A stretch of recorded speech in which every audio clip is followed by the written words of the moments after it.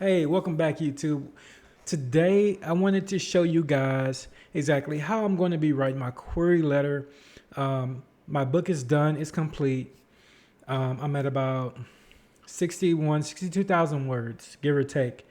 The book is done. I just found out, I spoke with my editor, and my book is going to be considered under the soft sci-fi slash soft sci-fi slash thriller. So guys, I'm going to be approaching my query letters as my novel is going to be sold to different agents as a soft sci-fi thriller.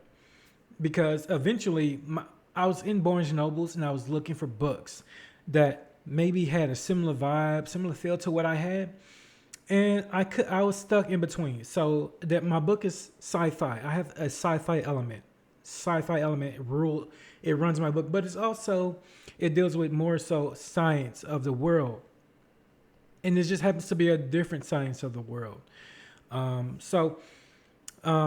I was looking through Barnes and Nobles, I said, okay, sci-fi, and as I'm looking through sci-fi, I'm seeing book covers with spaceships, crazy looking structures that remind you of something alien technology type of elements to them. It had a good feel to it. It's kind of like if you were watching anything that involves anything that involves alien invasions. That's what sci-fi is. That's hardcore sci-fi.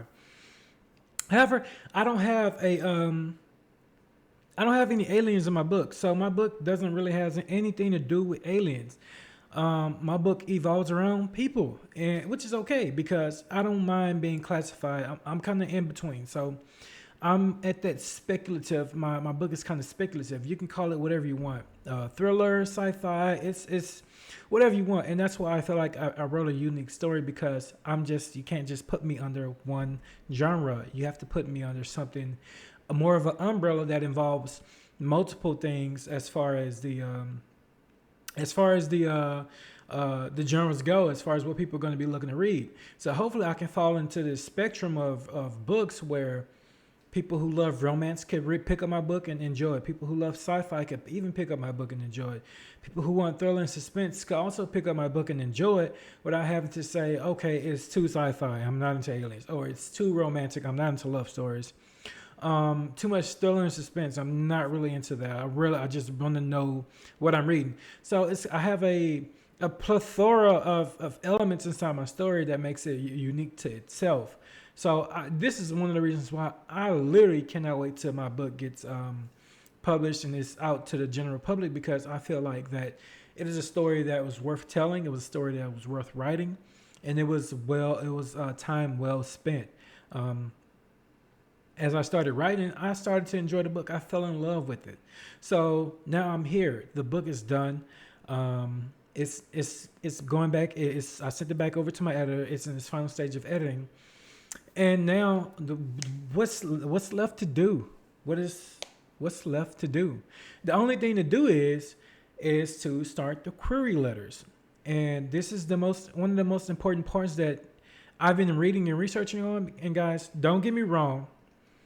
You do not need a degree to write a novel. However, this particular path that I chose, I happen to have a degree because I wanted something that I wanted to do. I wanted to pursue. I wanted to challenge. I was the first person in my family to graduate with a college degree, and my college degree is in psychology. And I didn't stop there. I advanced. I went and got an advanced degree, and I got a master's degree in business administration and human relations. So I kind of have this feeling for people. So when I'm writing my stories, I'm gathering my work experience along with my life experience, and I'm creating these stories in my head that I just absolutely have to share with you guys because I believe that one day it'll be out there to the public. I can picture my book being live action on film in Hollywood in the Hollywood studios. But there's a lot that goes to say that I've been wanting to write for almost 4 or 5 years now. I would say I would go as far as to say 6 years because it was something that I always felt like I could do and wanted to do, but I just never knew how. So I'm gonna tell you one thing. Like most authors or most new writers, We first write the story out to ourselves. And that's the hard part. Because it's not only the hard part, it's not the fact that we actually wrote the story. It's the fact that we wrote the story without pumping our brakes and going back to notice certain plots or certain elements that simply just you lost track of through the writing. So it's very well, more than likely, you could write a book. You could write 40, 50,000 words, right? And you hand your book to somebody or an editor. You say, you know what? I think it's ready for editing. You could very well hand your book off to an editor, and she says after she's reading it and she goes through it and she's marking it up and she's doing her thing because editors do their job. You're not going to find that if you find the editor who you send your book to and it comes back with no critiques, no nothing, you may want to find an editor and get your money back, because that's not what you pay for. You pay for an editor, to somebody to, you wrote the story. Now your editor is to finish bringing it to life, putting things to thought, and she's going to question you, question certain ideas, certain plots in the story, where themes happen to disappear. That's another big thing. The theme of your book just sometimes disappear, and that causes people to have to go back, and now you have to choose. You have to make a decision. Unfortunately, when plot holes are there, when their theme disappears, inconsistencies within the story, now you have to decide whether you want to be a writer or not. That's the ultimate test.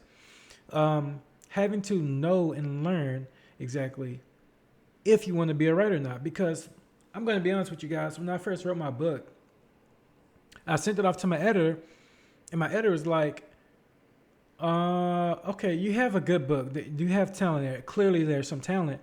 However, we need to go back and make sure that we have everything consistent with each other. We need to make sure this plot hole is filled.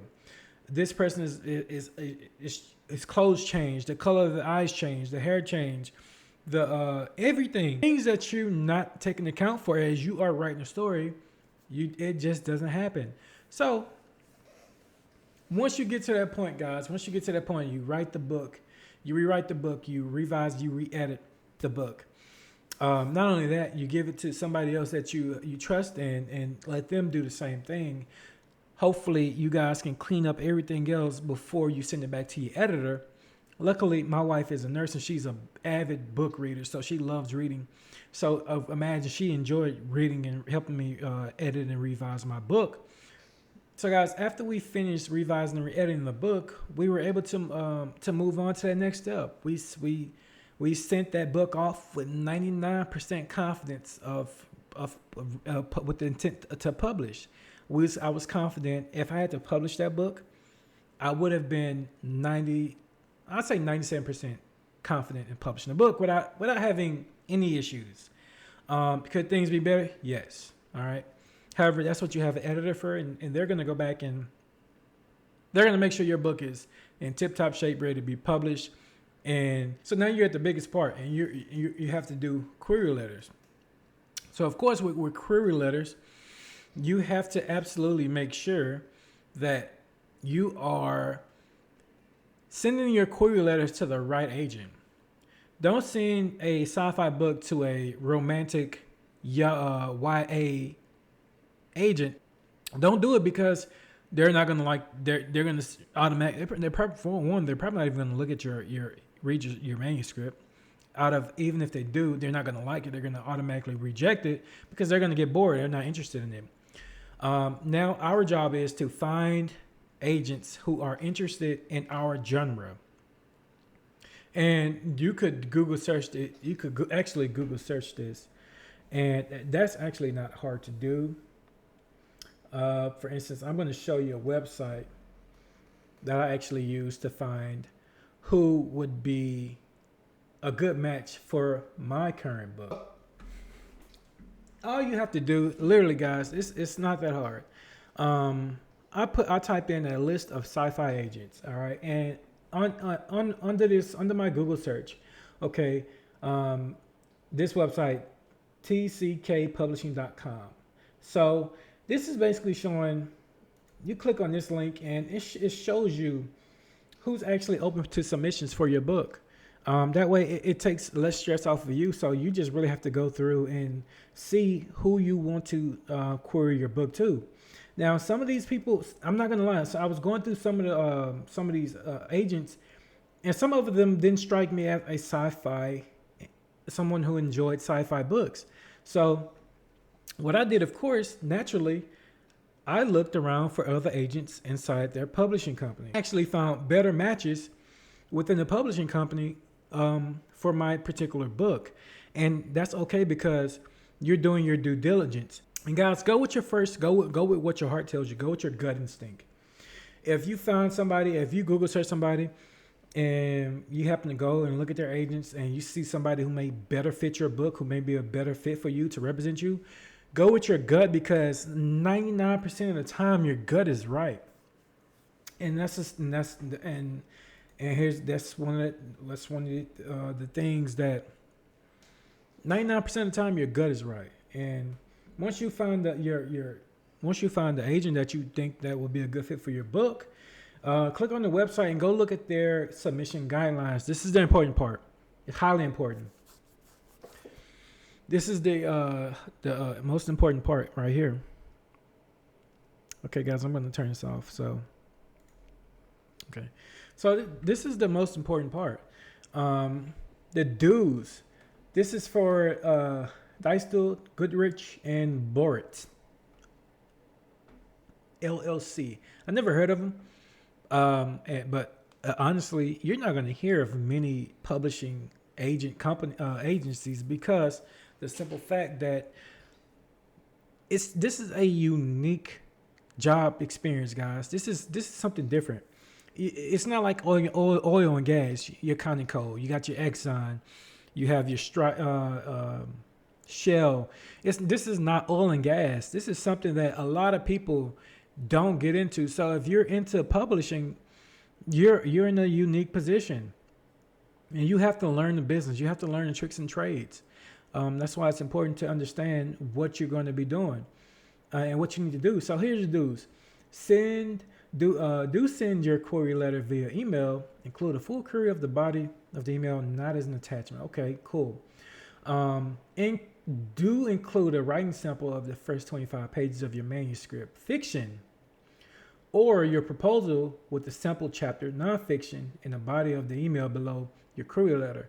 And guys, if you don't understand what that means, find somebody who does, because that's kind of is written a little off, but it reads that if you have a fiction novel, send the first 25 pages, or a proposal with a sample chapter. So, either or, I guess, does for them. So you can write a proposal and send the first chapter about over your book. I think the first 25 pages should do it. If you think you can capture somebody's attention on the first 25 pages of your book, do it. And any book should be able to do that. That's how you should write your books.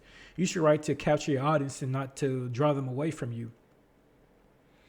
So here we go. Do pre-proof, carefully double space your materials if possible. Guys, you will need an editor to help you with these query letters. Don't think you can cheap out on this part. This is an important part. I know it's important. I know it's important because my editor we had our meeting about this. Don't try to skip out on this. It's important, highly important that you take care of you. The way you wrote your book and edited it and revised it, you should be doing your query letter the same way. So don't send attachments with blank emails and or incomplete query. Okay, I hope you guys will do that. No links. Don't drop a Dropbox or Google Doc link. Don't do that. That's a no-no. A query letter, one or more project at a time. Okay, got it. Focus on that one book. That's what that means. They don't want to see you saying, "Hey, I wrote my first installment. I plan on doing a 3 series. So how about you just sign me for this book and the next 2 books that I have not even wrote yet, but they're in my mind because they're coming." No, guys, just stay focused and on the goal. You want this first book to be to be looked at first. You don't care about, they don't care about what kind of ideas you have. They want the product. If you don't have a product, they can care less. So, right, stay with the book and stay with the intentions of getting this first book assigned to an actual agent. And this is, guys, this is exciting. This is exciting stuff. I'm telling you right now because I finished mine, and this is something that a lot of people don't do. A lot of people will just not do this because it's not normal. We have the 8 to 5. When they say you need a job, you say, okay, you think of Amazon, Walmart, UPS, FedEx, not being a writer. Like, who, come on, guys, who really do that? Like, if you're not a manga, if you're not an artist, God forbid, if you're not an artist, what do you do? How do you make money? But there are other ways, guys. You can fund your dreams. You can fund your dreams. And if you really want to be a writer, man, I implore you. No, if you really want to be a writer, I suggest you do it. Don't wait. Just start writing now.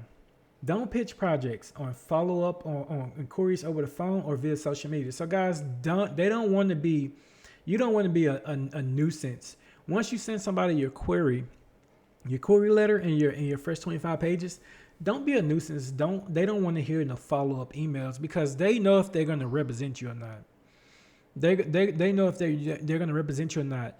If they're looking for the next best thing, all right. So if you get a no, if you don't get any word back, don't worry about it. Just keep moving, guys.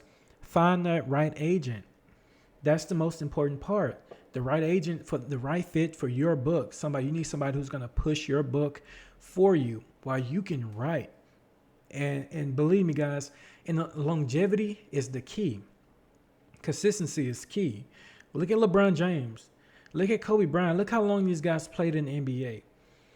Look how hard they worked to get what they got, and look what they earned because of the consistencies they stay with. Nobody is going to outwork LeBron James or Kobe Bryant. Nobody will ever do that.